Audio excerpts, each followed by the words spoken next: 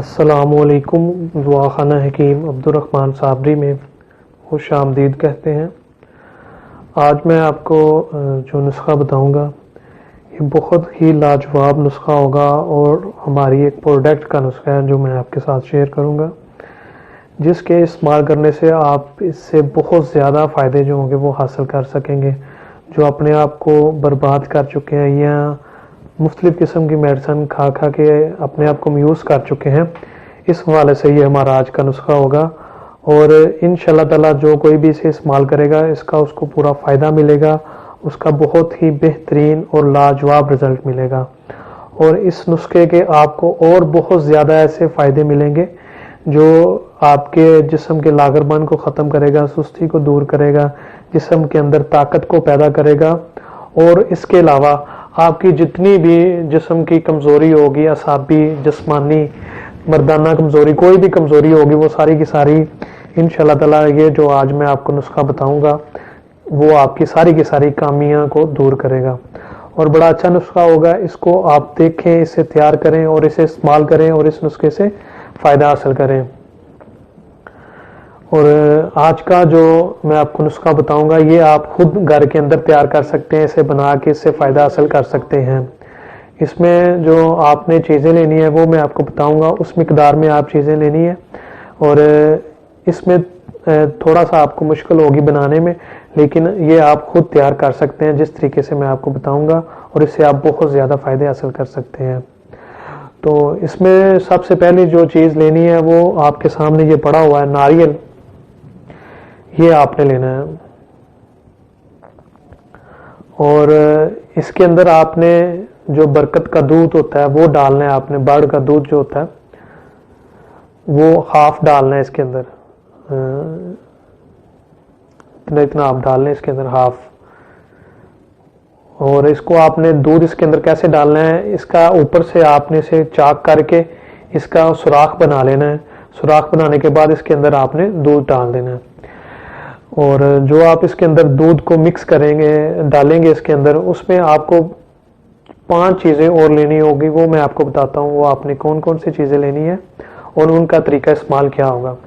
सबसे पहले नंबर पे आपने लेनी है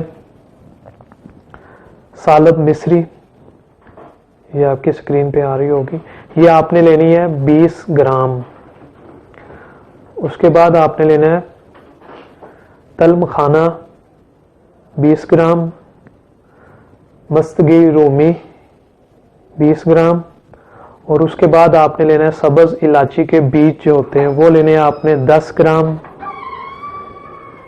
तबाशीर 10 ग्राम। इन 5 चीज़ों को आपने ग्राइंड करके इनका सफूफ तैयार कर लेना है। जो आपका सफूफ तैयार हो जाएगा, ये जो आपके पास नारियल होगा, जो इसके अंदर आपने बर्ड का दूध, बरकत का दूध मिक्स किया होगा, उसके अंदर आपने इसे डाल के ऊपर से इसको बंद कर देना है। बंद करने के बाद इसका जो दूसरा मरहला आ जाता है वो ये है कि जब इसको आपने बंद कर देना है, इसके ऊपर आपने जो आटा होता है गंदम का वो लेके इसके ऊपर गीला करके लगा देना सारा, चारों तरफ इसके मुकम्मल इसे आपने ढाँप देना है। इसके बाद आपने इसको जो जिस तंदूर के अंदर जो हम रोटियां लगाते हैं उसके अंदर जो उसकी राख होती है, जब वो लास्ट पे होता है उसके अंदर थोड़ी थोड़ी हीट रहती है, उसके आग के अंदर इसको आपने सारे के सारा उसके अंदर डाल देना है, ऊपर से उसे बंद कर देना है राख को। और ये आपने 1 से 2 घंटा उसी तंदूर के अंदर, आग के अंदर इसे आपने रखना है।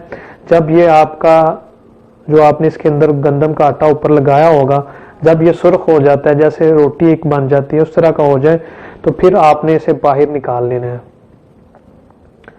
बाहर निकालने के बाद फिर इसका जो आगे वाला सिस्टम होगा वो ये होगा कि आप इसे उतार के नारियल जो आपका खुश्क हो गया होगा, इसका जितना भी वज़न होगा इसको आपने ग्राइंड कर लेना है।